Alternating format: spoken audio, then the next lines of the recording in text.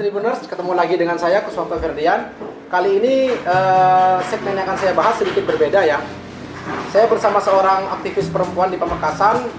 Beliau biasa dikenal dengan panggilan Mbak Aan ya, tapi nama lengkapnya Mbak Aan Nurul Komaria.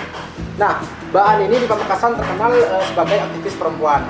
Beliau dahulunya pernah menjabat sebagai Ketua Kopri PC PMII Kabupaten Pamekasan periode 2018-2019. Nah, Tribuners, kali ini yang akan saya bahas seputar tentang bagaimana peran perempuan dalam menyuarakan soal perihal kasus-kasus yang mengenai tentang keperempuan dan juga mengenai seperti apa sih perempuan Madura itu di mata seorang aktivis. Oke, Mbak Aan, selamat sore Mbak. Apa kabar? Selamat sore, baik. Baik ya. Mbak Aan, memilih menjadi seorang aktivis, apa keinginan waktu itu? Kalau saya sebenarnya untuk tujuan awal ya, saya itu hanya berkomitmen bagaimana Aan itu setiap dekade itu harus berubah dan memiliki perkembangan. Nah, itu kalau yang saya pikir. Jadi saya itu berharap, nah saya ini kan dari desa ya, dari desa. Jadi saya berharap bagaimana pikiran saya itu tidak hanya berkeluh di desa saja, tapi juga berkembang dan mampu menyaingi orang-orang yang di luar desa. Gitu kalau saya. Jadi kenapa saya harus memilih aktivis? Karena memang saya melihat bahwa hal-hal yang tidak ada di kampus itu memang harus diperlukan di luar kampus, yaitu menjadi aktivis itu sendiri, organisatoris. Jadi saya berpikir bahwa ilmu yang saya tidak dapat di kampus, maka saya dapatkan di luar. Karena memang sudah ada kan 75%, 25% di kampus kan begitu. Itu sih kalau tujuan saya awal jadi aktivis. Oke. Sejak kapan ini, Mbak, memutuskan ingin terjun menjadi seorang aktivis perempuan? Ya dari semenjak sih mau masuk kuliah. Tahun berapa itu kira-kira? 2014. 2014 ya? Iya. Itu baru saya berpikir saya harus aktif di berbagai ranah lah, baik itu di kampus dan di luar, gitu aja. Berarti 2014 itu sudah mulai masuk organisasi kampus dulu nih, apa langsung sudah mengikuti organisasi ekstra kampus? Langsung ke organisasi ekstra kampus. Ekstra kampus ya? Intra kampus juga ada sih. Langsung waktu itu memilih PMII begitu? Iya, iya. Nah, menurut Mbak Aan sendiri nih, kenapa sih seorang perempuan itu perlu menjadi seorang aktivis? Sebenarnya gini, kalau orang berpikir ya, kalau perempuan itu harus ikut taekwondo, Pancasila itu harus biar bisa menjaga diri sendiri kan begitu. Tapi kalau untuk perempuan kenapa harus jadi aktivis? Setidaknya meskipun ada seorang perempuan semisal dia tidak suka baca buku semisal, atau dia masih memiliki sifat malu yang masih begitu besar, nah itu bisa diasah di organisasi itu. Jadi menjadi aktivis itu selain untuk mengasah intelektual, juga bagaimana bisa memancing atau bagaimana keberanian itu bisa berkembang. Kalau saya sih, maaf untuk saya sendiri, awal itu saya itu memang memiliki sifat bukan malu sebenarnya, tapi tidak ada keberanian. Tidak percaya diri lah. Tidak percaya diri, ya betul.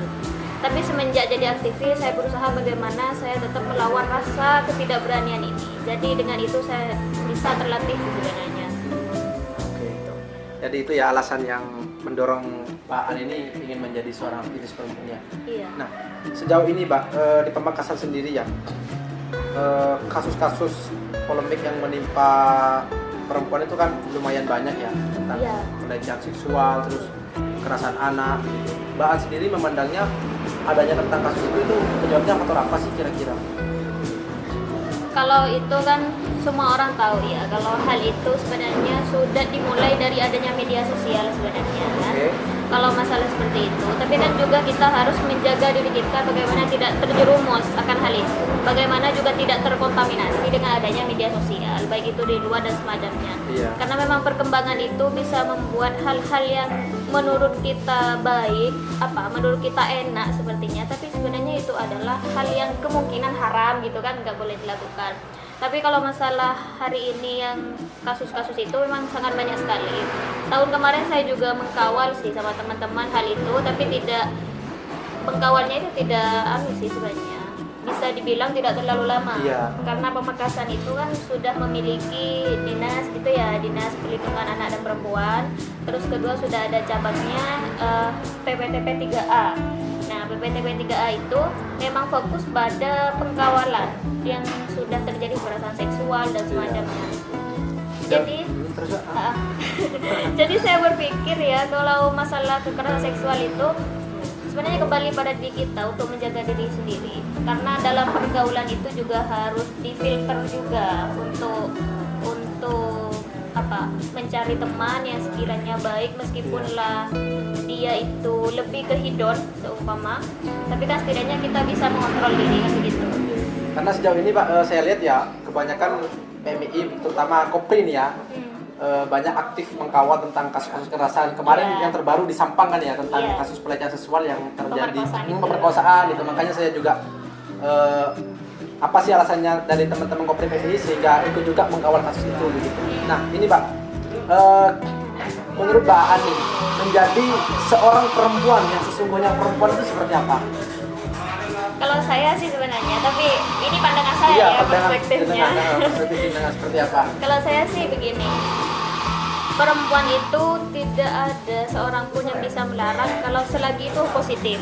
Nah, selagi itu positif dan bermanfaat. Begitu pula juga pemikiran saya seperti itu. Kalau sekiranya masih manfaat terhadap saya, maka saya lakukan itu. Artinya dalam melakukan sesuatu gitu ya? Iya. Jadi perempuan itu memang apapun itu yang dalam hal positif itu silakan ikut sertakan, ikut andil. Kalau semisal ada kajian, ada diskusi, acara apapun itu, silakan kita ikut berpartisipasi meskipun hanya mendengarkan. Setidaknya ada ilmu meskipun nggak nanya gitu kan ya. Nah, yang penting satu kunci sih untuk perempuan, untuk menjadi perempuan sebenarnya itu bukan harus sukses sebenarnya sih, tapi bukan harus sukses iya. Ya? Tapi menurut saya bukan kita diwajibkan sukses biar jadi perempuan yang memang perempuan asli gitu, enggak kan. Tapi bagaimana perempuan itu menjaga batasan sebagai seorang perempuan itu aja. Meskipun jadi aktivis, setidaknya jaga batasan lah, ini pantas enggak untuk dilakukan perempuan gitu maksudnya. Setuju nggak Mbak dengan kalimat misalkan untuk apa sih perempuan itu kuliah sampai hingga S2, jauh-jauh hingga S3, atau nanti ujungnya akan akhirnya ke dapur gitu? Stigma ini kan sudah menjadi pandangan di masyarakat ya, sudah menjadi pandangan umum di masyarakat. Setuju nggak dengan pendapat itu, atau Mbak Ani punya pandangan lain sebenarnya? Oh, saya tidak setuju atau seperti apa? Silakan. Gini, kodrat seorang perempuan itu memang kalau semisal di ranah keluarga memang harus melayani seorang suami kan, baik makan ataupun apa gitu kan ya. Jadi memang kalau masak ya di dapur kan, bukan di kafe kan begitu. Ya, jadi kalau saya sih tidak pernah memungkiri jika ada yang bilang perempuan itu pasti di dapur, ya iya pasti. Kalau ada yang mau bilang perempuan di kasur, sumur, dapur, ya iya, mencuci di mana kan begitu kalau saya. Tapi setidaknya pendidikan itu memang sangat diwajibkan, karena tingkat kualitas pendidikan sumber daya manusia di Indonesia ini memang harus ditingkatkan kembali, apalagi perempuan. Yang tadi kan perempuan Madura, kalau perempuan Madura itu kan memang opininya Madura itu memang primitif gitu ya, akan peradaban itu dibilang tidak paham kan begitu. Jadi kan untuk merubah stigma seperti itu, merubah pola pikir rakyat, apalagi saya yang dari desa, maka itu perlu kiranya meningkatkan pendidikan lebih dari SMA begitulah. Karena saya selalu berpikir selain saya sukses, maka saya juga harus mensukseskan orang tua saya dengan cara, ada yang bilang kalau semisal orang tua lulusan SMA, kalau orang anaknya tua lulusan SMA. SMP sih. Jadi bukan anak konglomerat.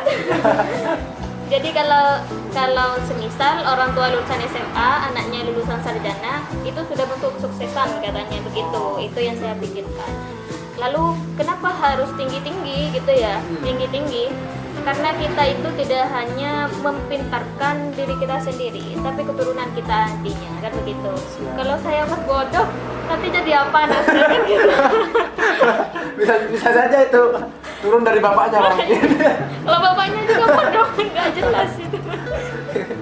Oke, Tribuner. Jadi Mbak An ini sekarang sedang menempuh kuliah S2 ya Mbak ya, di Untak, mengambil jurusan manajemen. Nah, ini menarik Tribuners karena kebanyakan orang Madura ini jarang ya hingga menempuh pendidikan hingga jalur S2. Makanya saya mengundang Mbak An ini supaya beliau juga punya pandangan luas seperti apa kita menghilangkan stigma perempuan Madura yang dalam tanda kutip itu primitif, tidak tidak mau kuliah hingga jenjang perguruan tinggi begitu Mbak ya. Ini Mbak lagi kita menyikapi soal polemik kasus ini ya kan. Kita tidak mau bicara tentang Madura yang seperti apa dipandang orang luar ya. Kebanyakan ini, sebagian mungkin ya, sebagian orang di desa ya, terutama ya di pelosok desa, ketika menyekolahkan anaknya itu sampai SMA itu sudah selesai begitu ya. Artinya ada juga yang SMP akhirnya dinikahkan atau enggak, masih adanya perjodohan itu masih sebagian masih ada lah begitu ya.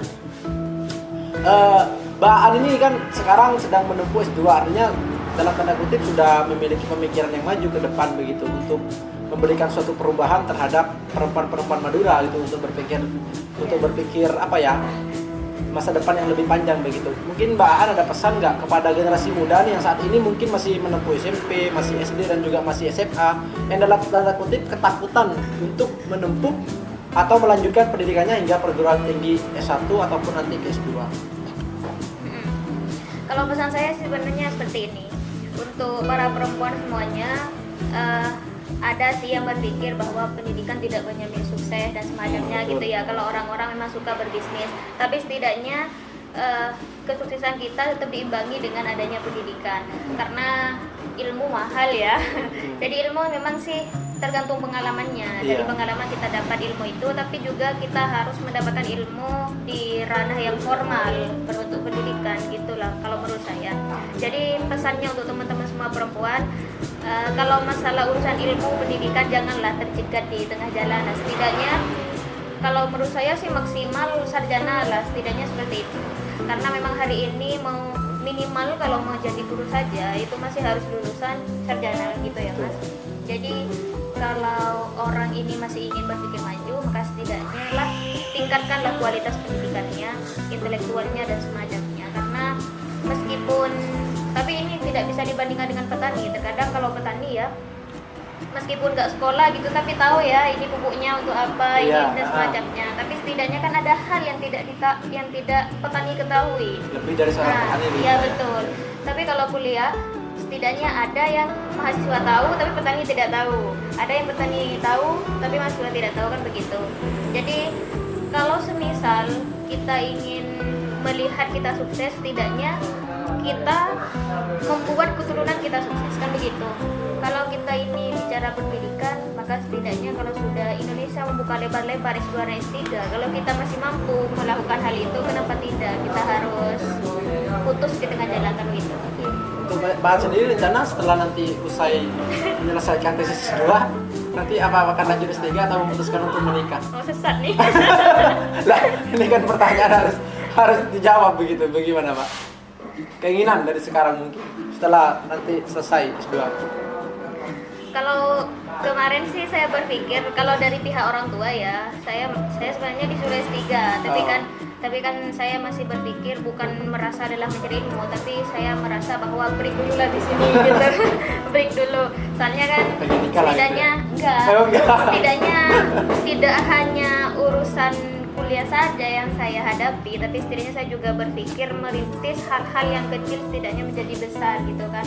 Karena hari ini kan tidak cukup jika hanya berkuliah tapi tidak survive. Artinya menurut saya bukan tidak survive pada diri kita, tapi kan kuliah tinggi-tinggi tapi setelah kuliah tidak ada hal atau jebolan yang kita raih di sana. Setidaknya kan dari sekarang kita berpikir entah itu mau membangun bisnis apa kecil-kecilan, setelah kuliah kan kita bisa ada pemasukan per bulan ya. Jadi ada niatan untuk itu Pak ya, membuka usaha ya? Insyaallah ya. Untuk sekarang kesibukannya hanya sekedar itu Pak ya, sibuk kuliah S2? Atau ada kesibukan lain mungkin? Ya sembari mencari kegiatan lain, entah itu ngajar ataupun kegiatan yang sekiranya formal ataupun non formal. Ya apa ya? Ya sekiranya bermanfaat saya ikuti. S2 ngambilnya S1 dulu ya? S1 dulu bahan ngambilnya jalur beasiswa atau enggak? Enggak ada yang beasiswa sampai sekarang. Oh, murni ya? Iya. Enggak ada yang mau saya dengan gratisan. Oh begitu, siap. Mbak, kembali ke tentang aktivis perempuan ya. Mbak An, tentunya pernah kan turun ke jalan untuk menyuarakan sesuatu, pernah ya? Nah, Menjadi seorang orator aksi, pernah ya tentunya ya? beberapa kali. Pernah berapa kali ya? Ada nggak Mbak rasa ketakutan setelah turun ke jalan itu? Maksudnya ketakutan setelah nanti hasil demonstrasi, takut ada orang yang nyuli atau apa segala macam, Mbak? Ada nggak ketakutan itu? Kalau saya sih orasi dan bermacam-macam, meskipun hanya aksi damai atau orasi yang memang untuk pemerintah ya, mengkritisi pemerintah, saya tidak pernah berpikir saya takut untuk hal ini akan diculik dan dan semacamnya. Karena saya sudah ada teman-teman saya, sahabat-sahabat saya, memang kalau PMI itu ya terutama selalu merangkul lah persahabatan itu. Jadi saling menjaga. Satu, meskipun tidak terluka, sebelum terluka dia dijaga. Gitu kalau PMI. Siap, sebelum terluka harus dijaga sih, benar ya. Itu Iya. pesan penting itu, sebelum terluka harus dijaga. Jadi harus dijaga baik-baik. Iya, Mbak. Biasanya kalau Mbak An sudah ada di dunia aktivis perempuan ya, sebelum melakukan turun ke jalan, itu apa sih biasanya yang dipersiapkan dulu? Mental sih sebenarnya. Keberanian. Saya bisa enggak ini, saya pasti bisa, gitu aja yang dipersiapkan. Yang penting kompak lah teman-teman, kalau hanya urusan orasi-orasi aksi ya kayak gitu. Kalau sudah ada keinginan dan kemajuan dari teman-teman dan perkembangan juga, dan tujuannya juga jelas dan kita ikhlas, itu sangat mudah, semuanya akan mudah. Jadi yang perlu dipersiapkan sih, kalau aksi kan orasi dan semacamnya kan banyak yang harus dipersiapkan selain mental. Hal-hal yang sekiranya tidak akan membuat kecerobohan itu kan juga harus dipersiapkan. Keamanan diri juga harus sih. Harus ya. Iya. Ada keinginan nggak Pak untuk lanjut terus menjadi pengurus PMI hingga ke Jawa Timur atau hingga ke pusat nanti?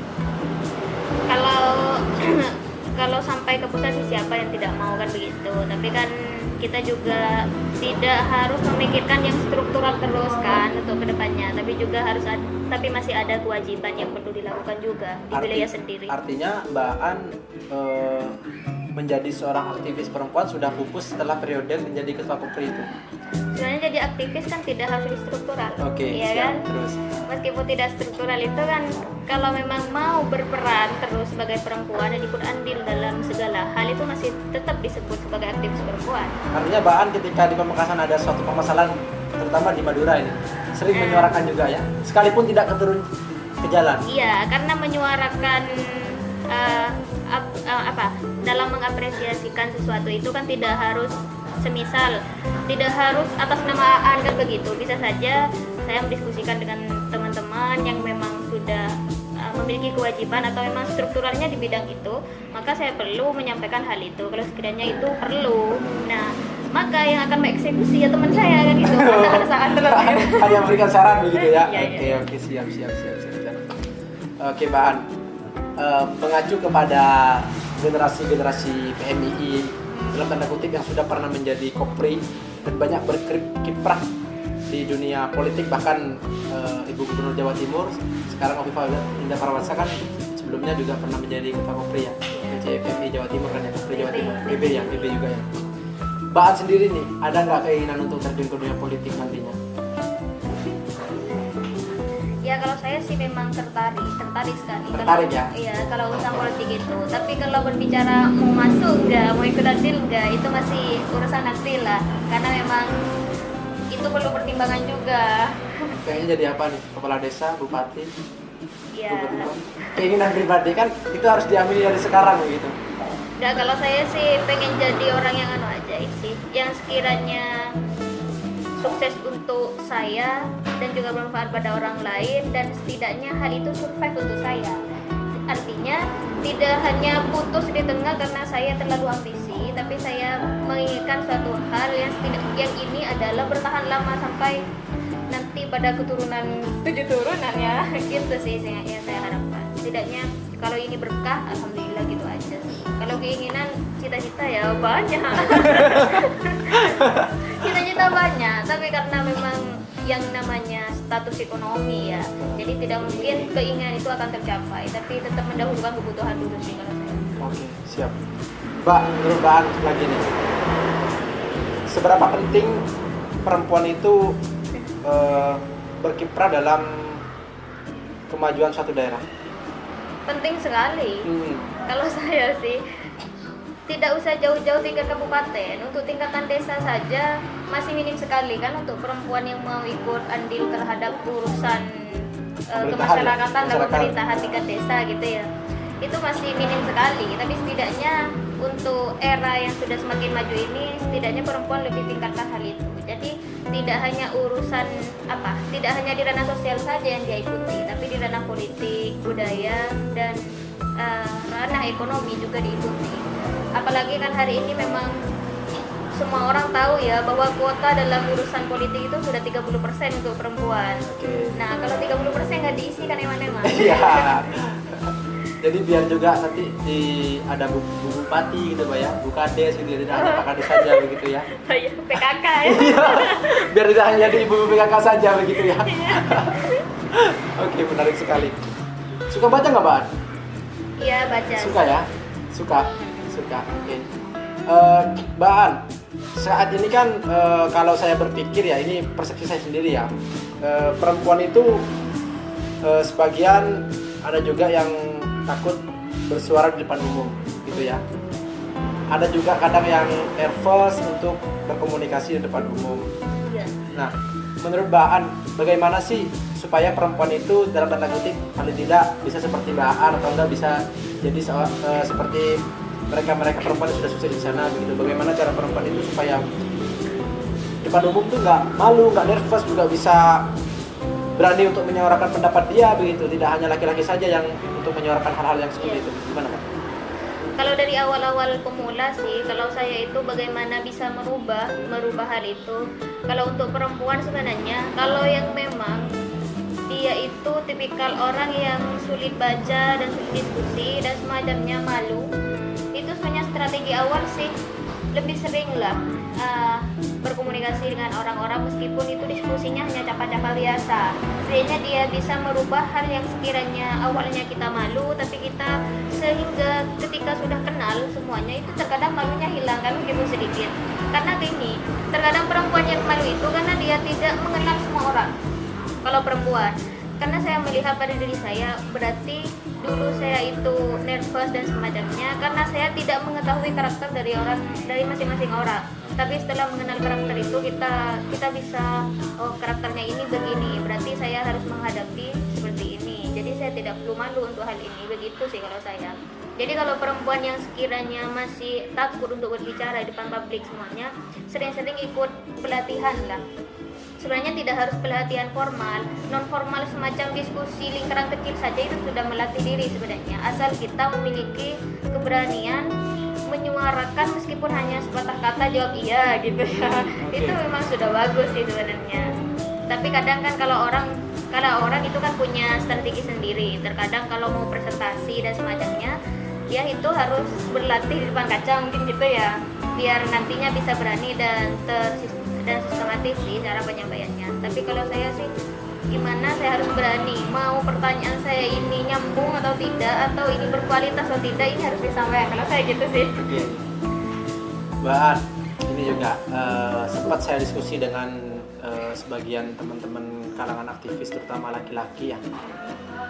Menurut sebagian pandangan dari mereka dan juga pandangan dari kaula muda, untuk mendekati seorang aktivis perempuan itu menakutkan begitu, karena mereka intelektual, kata mereka itu ya, karena mereka intelektual. Terus biasanya sosok idaman laki-laki dari seorang aktivis perempuan itu biasanya yang juga pengen yang intelektual, bahkan lebih dari dia, yang pengen apa ya, dalam tanda kutip punya jabatan atau enggak dalam tanda kutip punya pangkat begitu. Bagaimana Mbak An menyikapi hal itu? Ya itu kan sebenarnya sih bicara bagaimana strategi lawan bicaranya kan begitu. Semisal ada perempuan, dia itu aktivis dan yang lain-lain lah, dia aktif dalam segala bidang, dan yang cowoknya takut. Sebenarnya sih jangan harus takut, kalian itu harus tahu bagaimana cara menghadapi aktivis gitu kan. Laki-laki ya. Iya. Tapi terkadang ya kalau aktivis sama aktivis itu paham terkadang. Oh berarti ini cara menghadapinya seperti ini, cewek ini cara dihadapinya harus seperti ini. Cara meluluhkan begitu ya. Ya mungkin begitulah. Tapi enggak kan, tapi juga harus ada yang difilter juga dalam hal itu. Tapi kan kalau berbicara cara pendekatan seperti itu, ngapain harus takut, karena jiwa aktivis itu sama kok dengan perempuan lain, tapi mungkin bedanya adalah cara penyampaian, cara bicara dan juga cara berpikirnya sih yang beda. Tapi kalau dari kodrat perempuan itu tetap sama kok. Kalau ini lebih halus, semuanya perempuan itu sebenarnya halus penyampaiannya. Tapi terkadang mungkin emosional yang tidak bisa terkontrol kalau perempuan itu. Oke. Di segmen penutup ya Mbak An ya. Saran Mbak An terhadap 2 tahun kepemimpinan Bupati Pamekasan Badrut Tamam dan Haji Raja ini, apa yang perlu diperbaiki? Sebenarnya sih kalau berbicara kepemimpinan pasti ada pro dan kontra gitu ya. Tapi kalau saran saya sih untuk bupati, kalau bupati hari ini kan lebih mengembangkan, pada kemarin kan mengembangkan UMKM. Nah, kalau saran saya sih semoga bupati itu ke depan 2 tahun ke depan tetap fokus lah, tetap permanen ya, konsisten untuk mengawal UMKM itu sendiri. Karena memang kalau berbicara UMKM itu kan jangka panjang. Nah, jadi itu bukan hanya menjadi kesuksesan untuk masyarakat Pamekasan saja, tapi juga mengatasnamakan Pamekasan. Kalau sekiranya nanti itu akan menjadi hal yang luar biasa. Itu saran saya untuk bupati. Karena kalau berbicara UMKM ya, kita tahu sendiri bahwa Batik itu memang sudah dikenal, sudah nasional gitu ya. Internasional. Iya, internasional. Tapi mereka tidak tahu, mereka hanya tahu bahwa ini adalah produk Madura batiknya, tapi tidak tahu siapa sih yang di Madura yang mengelola batik itu, dan Madura yang mana, apakah Pamekasan, apakah Sumeneb. Jadi kalau mau menonjolkan batik Pamekasan, maka itu harus dikawal betul lah oleh harus bupati. dibangun brandnya. Ya, betul. Ya, itu sih saran saya Ada bupati. Ya, kalau pengayoman pasti sudah ada pengayoman kan, tapi bupati kan masih 5 tahun gitu ya. Kalau mau berbicara hari ini bupati masih belum ada apa-apanya gitu dan semadamnya ya, kan masih 1 tahun lebih gitu kan ya. Jadi pemerintahan masih masa periodenya masih lama, jadi kan bertahap. Strateginya atau konsepnya bupati itu kan bertahap, jadi tidak harus semuanya dirangkul ambil satu-satu gitu kan. Kalau ini sukses ya wes, itu selesai. Ini sukses pindah ke program yang lain gitu, program yang lain kan begitu. Itu sih. Terakhir Pak, penutup ini ya. Penutup lagi. Laki-laki idaman bagi seorang aktivis perempuan. Kalau saya sih laki-laki idamannya tidak selalu mensupport saya sih sebenarnya. Tidak membatasi apa ya. Bolehlah menjadi pertimbangan atau memberi masukan terus, tapi setidaknya mensupport yang sekiranya positif. Kalau negatif bolehlah dilarang, tapi kan kalau semisal aktivis itu kan orangnya memang senang sekali, pengen berkarir, masih aktif di sini. Kalau hal itu masih senonoh kan, bukan tidak senonoh, kenapa harus gitu kan, kenapa harus dilarang gitu. Jadi laki-laki zamannya itu adalah selalu mensupport dan tidak membatasi karir. Oke, siap, itu Tribuners ya. Laki-laki idaman bagi seorang aktivis perempuan adalah laki-laki yang memberikan support dan selalu mendukung terhadap hal-hal yang ingin dilakukan seorang perempuan. Asalkan itu positif, jangan pernah dilarang. Itu pesan dari Pak. Oke Tribuners, perjumpaan kita, diskusi kita pada sore hari ini berakhir sampai di sini ya. Kita akan bertemu dengan saya lagi di segmen selanjutnya. Terima kasih Tribuners. Sebelumnya saya mohon maaf, saya undur diri. Kesampai kerjaan. Assalamualaikum warahmatullahi wabarakatuh.